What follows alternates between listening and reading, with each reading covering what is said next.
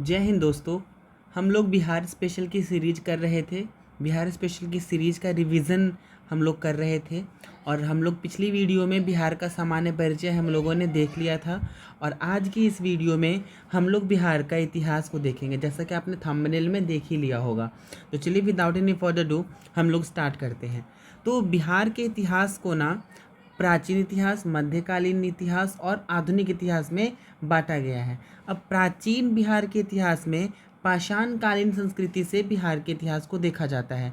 चूँकि हड़प्पा सभ्यता उत्तर प्रदेश तक ही सीमित रह गई थी, इसीलिए हड़प्पा सभ्यता को हम बिहार के इतिहास में नहीं पढ़ते हैं। लेकिन चूँकि मानव का प्रादुर्भाव तो उसके पहले ही हो चुका था और बिहार में भी उस समय मानव का अस्तित्व था, तो हम लोग पाषाण काल से हम लोग बिहार के इतिहास को देखते हैं। अब पाषाण काल के इतिहास को देखने के क्रम में पाषाणकालीन स्थलों को हम लोग देखेंगे।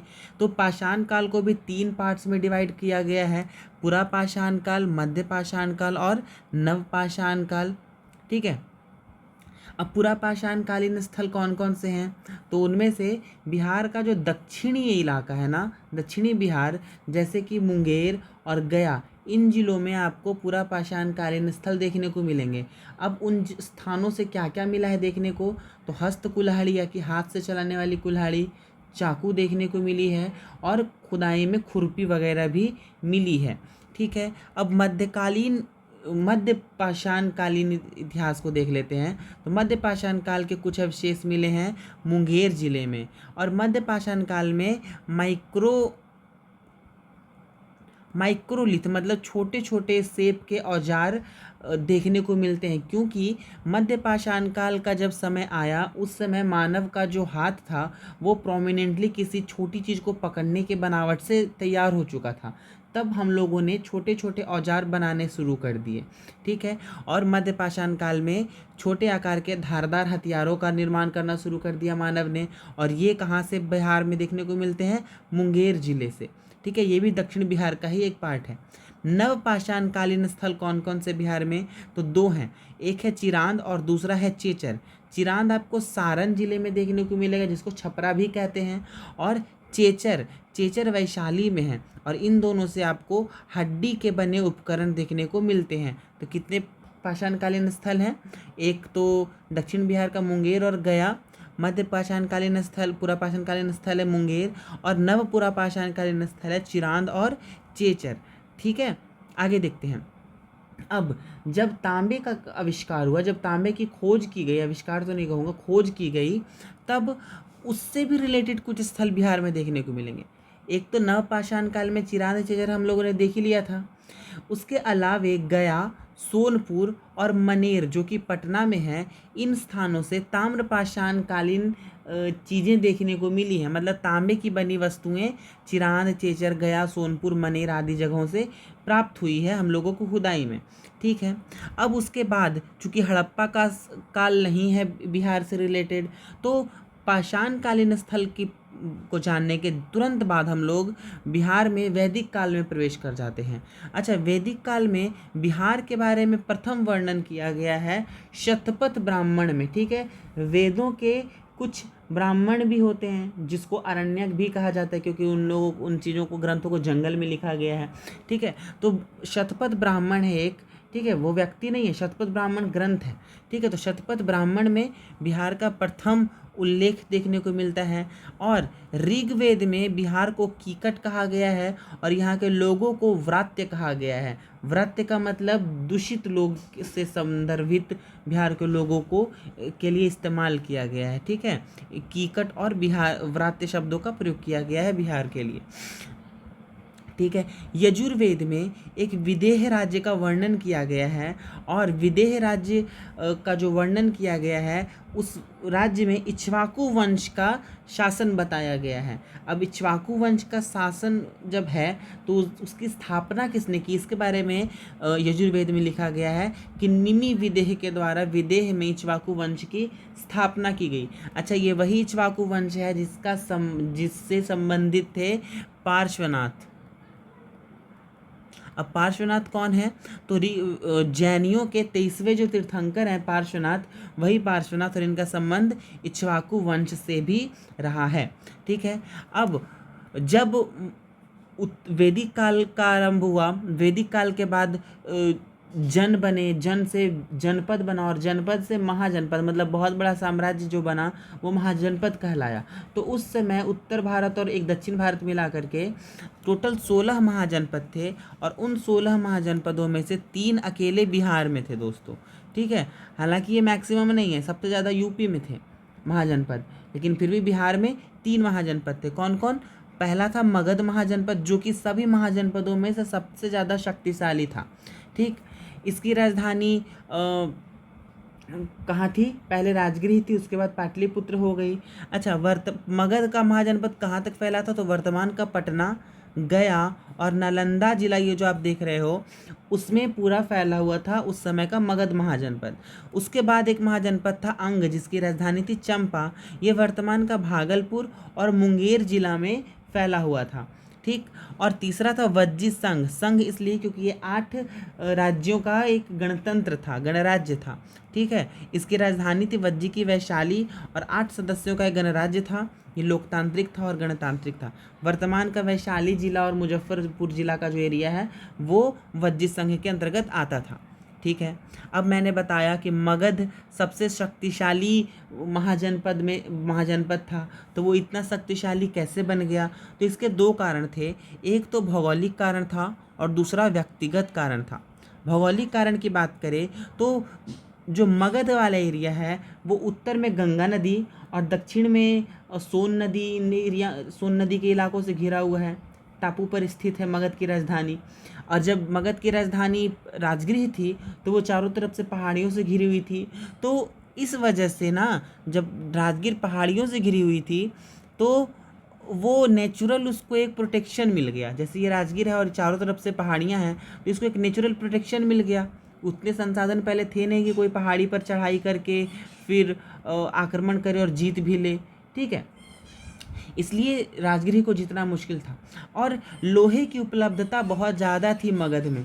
ठीक है। खनिज की संपन्नता भी, अभी जो आप झारखंड देखते हो वो पहले बिहार में ही था, तो खनिज की संपन्नता भी बहुत ज़्यादा थी।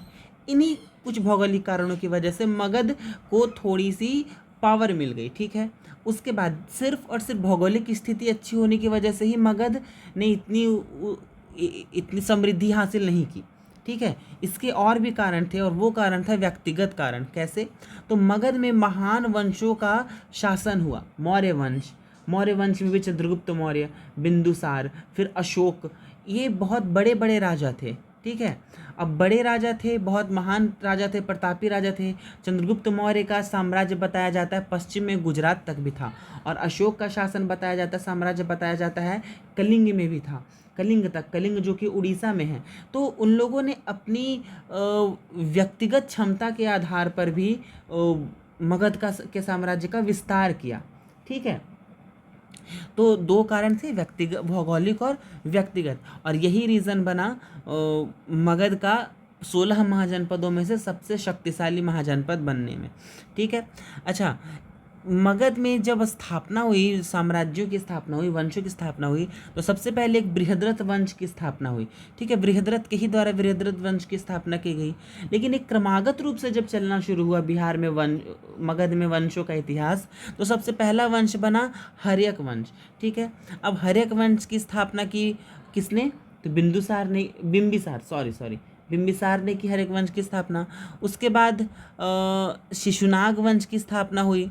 शिशुनाग वंश के बाद मगध पर शासन किया नंद वंश ने, महापद्मनंद और घनानंद। तो और घनानंद को हरा करके चंद्रगुप्त मौर्य गद्दी पर बैठता है और मौर्य वंश की स्थापना कर देता है कौटिल्य या चाणक्य की सहायता से।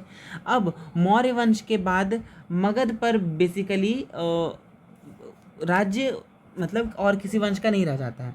हम लोग फिर अब ईसवी सन में आ जाते हैं। उसके बाद अब ईसवी सन में किसका शासन आता है? तो गुप्त वंश का शासन होता है। मतलब हर्यक वंश, शिशुनाग वंश, नंद वंश, मौर्य वंश, इन सब का क्रम लगातार चला, उसके बाद क्रम टूटता है और फिर गुप्त वंश का शासन होता है।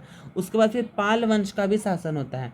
पाल वंश बंगाल में भी शासन करते हैं, बेसिकली वो बंगाल के ही थे। अब पाल वंश की स्थापना किसने की? गोपाल ने 750 ईस्वी में, और गोपाल के द्वारा ही उदंतपुरी विश्वविद्यालय की स्थापना की गई। उदंतपुरी विश्वविद्यालय जो कि वर्तमान बिहार शरीफ में उसके अवशेष हैं, ठीक है। अब तो आई थिंक अवशेष भी आपको देखने को नहीं मिलेगा, क्योंकि प्रिजर्व नहीं किया गया उस हेरिटेज को, ठीक है। पाल वंश के एक शासक थे धर्मपाल, जिन्होंने त्रिपक्षीय संघर्ष में पार्टिसिपेट किया, ठीक है। त्रिपक्षीय संघर्ष हुआ था कन्नौज के लिए। पाल, राष्ट्रकूट और प्रतिहार के बीच में एक संघर्ष हुआ था, जिसमें पाल वंश से धर्मपाल ने पार्टिसिपेट किया था, और धर्मपाल ने ही विक्रमशिला विश्वविद्यालय, जो कि अभी वर्तमान में भागलपुर जिले में है, उसकी स्थापना की, विक्रमशिला विश्वविद्यालय की। अच्छा, एक थे बिहार के शासक पाल वंश के देवपाल, ठीक है।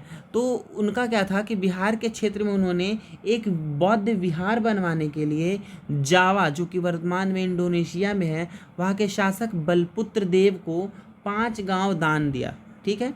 कौन थे वो? तो देवपाल थे, जिन्होंने बलपुत्र देव को 5 गांव दान दिया, किसके लिए? एक विहार बनवाने के लिए, ठीक है। फिर बिहार में एक धर्म, बौद्ध धर्म उठा, दूसरा जैन धर्म भी उठा, ठीक है। अब बौद्ध धर्म और जैन धर्म से रिलेटेड जो एक्स्ट्रा इन्फॉर्मेशन है, बहुत ज़्यादा डिटेल्ड इन्फॉर्मेशन है, वो आपको नेशनल हिस्ट्री में भी पढ़ने को मिलेगा, ठीक है। तो वो सारी चीज़ें हम लोग नेशनल हिस्ट्री में भी देख सकते हैं, तो नेशनल हिस्ट्री में ही देखेंगे, ठीक है। मैं इस वीडियो के माध्यम से सिर्फ उन फैक्ट्स को बता रहा हूँ जो नेशनल हिस्ट्री में तो नहीं, बट बिहार के हिस्ट्री में आपको पढ़ना ज़रूरी है, ठीक है। अब चूंकि बौद्ध धर्म नेशनल हिस्ट्री में भी और अपने आप में बहुत वास्ट भी है कहीं ना कहीं, तो उसको हम लोग नेशनल इतिहास में ही पढ़ें तो बेहतर है, ठीक है। बस थोड़ा सा बता दूं कि बौद्ध धर्म की स्थापना गौतम बुद्ध ने की, और जैन धर्म के 24वें एवं अंतिम तीर्थंकर स्वामी महावीर थे, ठीक है। महावीर स्वामी थे, जिन्होंने जैन धर्म को एक ऊंचाई तक पहुंचाया, ठीक है। अब बौद्ध धर्म और जैन धर्म के बाद बिहार में मध्यकालीन इतिहास शुरू हो जाता है, ठीक है। अब जब मध्यकालीन बिहार का इतिहास शुरू होता है, तो मध्यकालीन बिहार में एक वंश जो कि कर्नाट वंश के नाम से फेमस था, उसका शासन चला। उत्तर बिहार में चला था, तिरहुत वाला जो एरिया था, मिथिलांचल वाला जो एरिया था, वहाँ पर बिहार में कर्नाट वंश का शासन चला, ठीक है। कर्नाट वंश के संस्थापक कौन थे? तो नन्य देव थे। मिथिलांचल के क्षेत्र में था ये कर्नाट वंश, और उसकी राजधानी कहाँ थी? सिमरावगढ़, ठीक है। आगे देखते हैं, तो बख्तियार खिलजी जो कि आया था नालंदा को के खंडहर को नष्ट करने के लिए, तबाह करने के लिए, ठीक है। सॉरी, नालंदा के पुस्तकालय को खंडहर बनाने के लिए जो आया था, ठीक है। उसी के समय जो कर्नाट वंश में शासन चल रहा था, वो नरसिंह देव का शासन चल रहा था, ठीक है। और कर्नाट वंश के अंतिम शासक थे हरि सिंह देव, जिसको किसने हरा दिया? गयासुद्दीन तुगलक ने। जब गयासुद्दीन तुगलक का बंगाल अभियान चल रहा था ना, और बंगाल अभियान करके वो जब वापस लौट रहा था, तब उसने कर्नाट वंश पर आक्रमण किया और हरि सिंह देव को पूरी तरह से पराजित करके नेपाल भागने पर मजबूर कर दिया, और ऐसे करके कर्नाट वंश का खात्मा हो जाता है गयासुद्दीन तुगलक के हाथों। अब हम लोगों ने कुछ देर पहले बात की बख्तियार खिलजी की, जिसने नालंदा विश्वविद्यालय के पुस्तकालय को जलाया, नालंदा को नष्ट किया। तो वो जो बख्तियार खिलजी था ना, वो बिहार में मुस्लिम युग को शुरू करने वाला पहला तुर्क सेनापति था। ये कुतुबुद्दीन ऐबक का भी गुलाम था, और कहीं ना कहीं वो मोहम्मद गोरी का भी गुलाम रह चुका था, ठीक है। इसने नालंदा, उदंतपुरी तथा विक्रमशिला विश्वविद्यालय तीनों को ध्वस्त किया, ठीक है दोस्तों। इतना क्रूर था वो, इतनी जलन थी उसे शिक्षा से, ठीक है। अच्छा, ये समकालीन किसका था? तो जब ये आक्रमण कर रहा था, तब बिहार में बंगाल में सेन वंश का शासन था, और सेन वंश के कौन से राजा थे उस समय? तो लक्ष्मण सेन शासन कर रहे थे बिहार के बंगाल वाले एरिया में, ठीक है। अच्छा, बख्तियार खिलजी जो था, उसकी हत्या किसने कर दी? तो अली मर्दान ने बख्तियार खिलजी की हत्या कर दी, और बिहार शरीफ के इमादपुर में इसका मकबरा भी आपको देखने को मिलेगा। अच्छा, बख्तियार खिलजी ने जिस पुस्तकालय को जलाया था नालंदा विश्वविद्यालय के, उस पुस्तकालय का क्या नाम था दोस्तों? धर्मगूंज, ठीक है। ये आप ध्यान रखना कि नालंदा विश्वविद्यालय की पुस्तकालय का नाम था धर्मगूंज, ठीक है। उसमें ह्वेनसांग भी पढ़ने के लिए आए थे और पढ़ाने भी लग गए थे, ठीक है। अब जब दिल्ली सल्तनत की स्थापना हुई बिहार में गुलाम वंश से लेकर के, तब उस समय बिहार कैसा था तो देखते हैं। तो 1324 से लेकर के 25 में गयासुद्दीन तुगलक ने बंगाल का अभियान शुरू किया और बंगाल विजय से जब लौट रहा था तब उसने कर्नाट वंश पर आक्रमण किया और कर्नाट वंश का खात्मा कर दिया। ठीक है, पूरी तरह से कर्नाट वंश को ख़त्म कर दिया। ठीक है दोस्तों, और फिर फिरोज शाह तुगलक से रिलेटेड एक फैक्ट आपको देखने को मिलेगा कि फिरोज शाह तुगलक जो कि तुगलक वंश का ही था, उसने जैन मंदिरों को दान दिया था। ठीक है, इसके भी प्रमाण आपको देखने को मिलते हैं बिहार से रिलेटेड, मध्यकालीन बिहार से रिलेटेड। अच्छा, बिहार में अफगान वंश का भी शासन रहा। कौन सा अफगान वंश? शेर शाह सूरी वाला। देखो, सबसे पहले जौनपुर जो कि उत्तर प्रदेश में है, जौनपुर की शहर को की स्थापना की थी फिरोज शाह तुगलक ने। किसकी याद में? अपने भाई मोहम्मद बिन तुगलक की याद में। देखो, मोहम्मद बिन तुगलक का जो नाम था वो जूना खां था और जूना खां की ही याद में फिरोज शाह तुगलक ने जौनपुर का निर्माण करवाया। ठीक है, अब जौनपुर में अफगान वंश की स्थापना होती है। ठीक है, जो कि सैयद वंश और लोदी वंश का समकालीन था। अब अफगान वंश की स्थापना होती है तो जौनपुर से ही शासन चलने लग गया सासाराम का, जो कि बिहार के दक्षिण पश्चिम एरिया में है। तो जौनपुर से बिहार का सासाराम इसके अधीन आ गया। ठीक है, अब जौनपुर में एक थे सूबेदार हसन खां। अब हसन खां को सासाराम की जमींदारी दे दी गई। अब और हसन खां का जो बेटा था शेर शाह सूरी, हसन खां के बाद शेर शाह सूरी अपनी गद्दी पर बैठा, फादर की गद्दी पर जमींदारी लेकर के। ठीक है, ऐसे करके जौनपुर से सासाराम का शासन चला।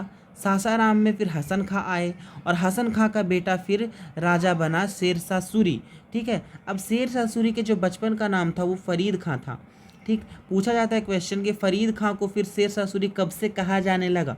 तो जब शेर ये जो फरीद खां है उसने बहुत कम उम्र में ही एक शेर को मार गिराया। ठीक है, शेर को मार गिराने की वजह से उसकी वीरता को देखते हुए बहार खां नुहानी ने उसको शेर खां की उपाधि दी और आगे चल करके शेर खां यही शेर शाह सूरी के नाम से विख्यात हुआ। ठीक है, शेर शाह सूरी से संबंधित दो युद्ध आप बहुत इंपॉर्टेंटली याद रखोगे। एक है 1539 का चौसा का युद्ध और दूसरा है 1540 का बिलग्राम या कन्नौज का युद्ध। इन दोनों ही युद्धों में शेर शाह सूरी जीता और दोनों ही युद्ध में हार होती है हुमायूं की, जो कि मुग़ल बादशाह था।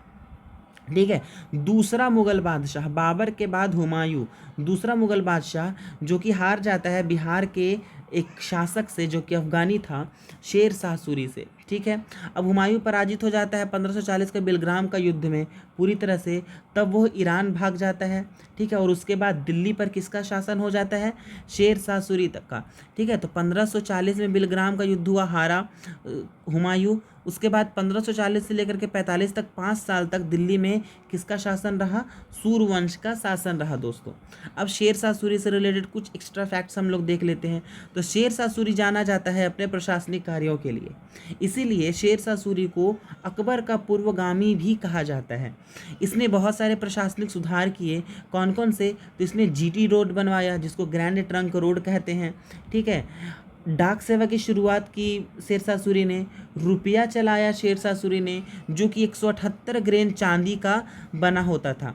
ठीक है, पाटलिपुत्र जो पुराना नाम था उसको नाम बदल करके पटना नाम दे दिया, किसने? शेर शाह सूरी ने ही। और गज ए सिकंदरी जो कि माप तौल का एक पैमाना था उसकी शुरुआत की। इसका जो राजस्व था वो कुल उपज का 1/6 भाग लिया जाता था। ठीक है, राजस्व था मतलब टैक्स शेर शाह सूरी के समय 1/6 था। ठीक है, शेर शाह सूरी ऐसा शासक था जिसने खुद का मकबरा भी बनवाया। ठीक है, और उस मकबरे की शैली क्या है? भारतीय अफगान, चूँकि शेर शाह सूरी खुद अफगानी था और वो भारत में भी रह रहा था, तो वो भारतीय और अफगान शैली को मिक्स करके एक अष्टभुजीय मकबरा बनवाया जो कि वर्तमान के सासाराम में है। ठीक है, अच्छा, शेर शाह हमेशा तो रहेगा नहीं, तो 1545 में शेर शाह की मृत्यु हो जाती है। और शेर शाह सूरी के बाद ताज खां कररानी, सुलेमान कररानी और दाऊद खां कररानी जैसे कुछ अफ़गान शासक रहे, लेकिन बहुत कमज़ोर थे, बहुत ज़्यादा मजबूत नहीं थे। ठीक है, अब मजबूत नहीं थे तो 1576 में दाऊद खां कररानी को अकबर द्वारा पूरी तरह से हरा दिया जाता है। और 1576 में जाकर के अकबर ने क्या किया कि बिहार को मुगलिया सल्तनत में मिला लिया। और दाऊद खां कररानी और अकबर के बीच वो युद्ध कौन सा था जिसके बाद बिहार को अकबर ने मुगल सल्तनत में मिला लिया?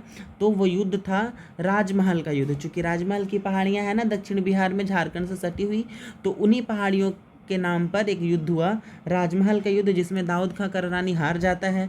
अफगान वंश का बिहार में समाप्ति हो जाती है और बिहार मिल जाता है किसमें? मुगल सल्तनत में मिल जाता है। ठीक है, अब आगे देखते हैं जब बिहार मुगल सल्तनत में मिल गया तब कौन कौन सी घटनाएं हुई। तो बिहार और मुगल वंश, ठीक है, अकबर द्वारा 1580 में बिहार को प्रांत घोषित किया जाता है। 1576 में तो बिहार को अपने अधीन किया और 1580 में बिहार को प्रांत घोषित किया। और एक गवर्नर नियुक्त करता है अकबर, किसको? मुनीम खां को बिहार का गवर्नर के रूप में नियुक्त करता है। ठीक है, फिर 1713 में मुगल शासक फर्रुखसियर एक था जिसको घृणित कायर भी कहा जाता है, उसने अपना राज्याभिषेक पटना में करवाया। हालांकि उसने फिर दिल्ली में भी अपना राज्याभिषेक दोबारा करवाया। और एक शाह आलम द्वितीय जिसका संबंध बक्सर के युद्ध से रहा है दोस्तों, उसने भी अपना राज्याभिषेक करवाया कहाँ? बिहार में ही। तो दो मुगल शासक, एक फर्रुखसियर और एक शाह आलम द्वितीय, इन दोनों ने अपना राज्याभिषेक बिहार में करवाया। ठीक है, फिर 1733 में अली वर्दी खां बिहार का सूबेदार बना पहले। ठीक है, अब बिहार का जब सूबेदार बना फिर उसने गिरिया के युद्ध में फिर इसने गिरिया का युद्ध किया। मतलब 1733 में अली वर्दी खां बिहार का सूबेदार बनता है और 1733 में एक गिरिया का युद्ध हुआ है जिसमें उसने बंगाल की जो सूबेदार है उसको ख़त्म किया, उसको हराया और बंगाल की सूबेदारी उसने हासिल कर ली। कब? 1740 में, मतलब 7 साल बाद ही उसने बिहार छोड़ करके बंगाल की सूबेदारी हासिल की। लेकिन 1756 में इस बेचारे की मृत्यु हो जाती है। और अली वर्दी खां से ही, चूँकि मुग़लों का भी कमज़ोर हो चुका था शासन और अंग्रेज़ भी आ चुके थे भारत में, तो अली वर्दी खां के बाद हम लोग बिहार के आधुनिक काल में प्रवेश कर जाते हैं। और आधुनिक काल में प्रवेश करने के साथ हम लोग बिहार और बंगाल के इतिहास से शुरू करेंगे। ठीक है, क्योंकि हम लोगों ने मध्यकालीन बिहार ख़त्म किया 1733 के अली वर्दी खां की घटना से ही, तो आगे ही देख लेते हैं। तो 1733 में अली वर्दी खां बिहार में सूबेदार बना। फिर वो 1740 में बंगाल का नवाब बनता है। ठीक है, गिरिया के युद्ध में जीत हासिल होती है उसको और वो बंगाल का नवाब बनता है। ठीक है, फिर 23 जून 1757 को पलासी की लड़ाई होती है सिराजुद्दौला और अंग्रेज़ों के बीच। इसमें सिराजुद्दौला हार जाता है और अंग्रेज़ जीत जाते हैं। अंग्रेज़ जब जीत जाते हैं तो उनका मनोबल बढ़ता है। अब उन्होंने पूरी प्लानिंग के साथ 22 अक्टूबर 1764 में एक युद्ध लड़ा जिसको कहते हैं बक्सर का युद्ध। ठीक है, अब इस युद्ध में उन्होंने क्या किया कि शाही सेना को हराया। इसमें कौन कौन से शामिल थे? तो बंगाल का नवाब मीर कासिम, शाह आलम द्वितीय, और कौन था? बंगाल का नवाब शुजा-उद-दौला। ठीक है, सॉरी, लखनऊ का नवाब। ठीक है, यूपी का नवाब या लखनऊ का नवाब। तो ये 3 शाही सेनाओं को अंग्रेजों ने हराया। ठीक है, और अब उनका पूरा जोर, उन्होंने बंगाल और बिहार की दीवानी हासिल कर ली दोस्तों। ठीक है, बंगाल बिहार को अपने अधिकार क्षेत्र में ले लिया और दीवानी हासिल कर ली। किस युद्ध में? 1764 के युद्ध में। और इलाहाबाद की संधि भी करी जाती है शाह आलम द्वितीय के साथ और अवध का नवाब शुजा-उद-दौला के साथ। ठीक है, आगे देखते हैं कि बिहार में सिख धर्म का क्या संबंध रहा बिहार के साथ। तो गुरु नानक तथा गुरु तेग बहादुर ने बिहार का भ्रमण किया। तो गुरु नानक जी तो भ्रमण करके चले जाते हैं, लेकिन गुरु तेग बहादुर ने जब बिहार का भ्रमण किया तो उनकी वाइफ प्रेग्नेंट थी। और ये गुरु तेग बहादुर सिखों के 9वें गुरु थे, और सिखों के 9वें गुरु थे वे। तो उनकी वाइफ जब प्रेग्नेंट थी तो बिहार में ही उनके एक बेटे का जन्म हुआ जो कि सिखों के 10वें गुरु बने और गुरु गोविंद सिंह जी के नाम से वे मशहूर हुए। ठीक है, तो गुरु गोविंद सिंह जी का जन्म 1666 ईस्वी में पटना में हुआ, जो कि अब तख्त श्री हरमंदिर या फिर पटना साहिब गुरुद्वारा के नाम से मशहूर है। और ये बने सिखों के 10वें गुरु, गुरु गोविंद सिंह। ठीक है, अच्छा, गुरु गोविंद सिंह से रिलेटेड कुछ फैक्ट्स को देख लेते हैं। तो 1676 में उन्होंने गुरुपद प्राप्त किया और 1699 में उन्होंने खालसा पंथ की शुरुआत की। ठीक है, और 1708 में उनको महाराष्ट्र के नांदेड़ में एक अफगान सैनिक के द्वारा इनकी हत्या कर दी जाती है और 1708 में गुरु गोविंद सिंह जी की मृत्यु हो जाती है। ठीक है, ये आप लोग गुरु गोविंद जी से रिलेटेड फैक्ट याद रखोगे कि 1676 में उनको गुरुपद, 1666 में पैदा हुए वे 10 साल के बाद यानी 1676 में उनको गुरुपद प्राप्त हुआ। 1699 में उन्होंने खालसा पंथ की स्थापना की और 1708 में जाकर के उनकी हत्या कर दी गई एक अफगान सैनिक के द्वारा। ठीक है, अब 1600 में चूंकि ब्रिटिश ईस्ट इंडिया कंपनी की स्थापना हो जाती है तो बिहार में भी ब्रिटिश इंडिया कंपनी आई थी। ठीक है, तो कंपनी के आगमन को हम लोग समझते हैं। तो सर्वप्रथम पुर्तगालियों का आगमन होता है बिहार में। अच्छा दोस्तों, मैं क्या सोच रहा हूँ कि आज यहीं तक रहने देते हैं। ये कंपनी के आगमन से हम लोग कल देखेंगे, क्यों? क्योंकि वीडियो लंबी हो रही है। और मैं बोल रहा हूँ कि हम लोगों ने प्राचीन बिहार का इतिहास और मध्यकालीन बिहार का इतिहास कर लिया है और कल एक स्पेशल वीडियो में अकेले हम लोग आधुनिक बिहार के इतिहास को देख लेंगे। ठीक है, तो आप आज के लिए यहीं तक हम लोग रहने देते हैं और कल हम लोग यहीं से कंपनी के आगमन से बिहार के इतिहास को देखेंगे आधुनिक बिहार के इतिहास वाली वीडियो में। ठीक है, आई होप आपको लेक्चर अच्छा लगा हो, आई होप आपको मेरे समझाने का तरीका अच्छा लगता है। अगर आपको मेरी वीडियो अच्छी लगती है तो प्लीज़ मेरे चैनल को सब्सक्राइब कीजिए, मेरी वीडियो को लाइक कीजिए और share it with your friends and family and group, जिसके पास भी आप शेयर करना चाहते हो आप कर सकते हो, क्योंकि मैं रिवीजन के लिए नोट्स बहुत बेहतरीन तरीके से प्रोवाइड करवाता हूँ। Thank you very much for watching.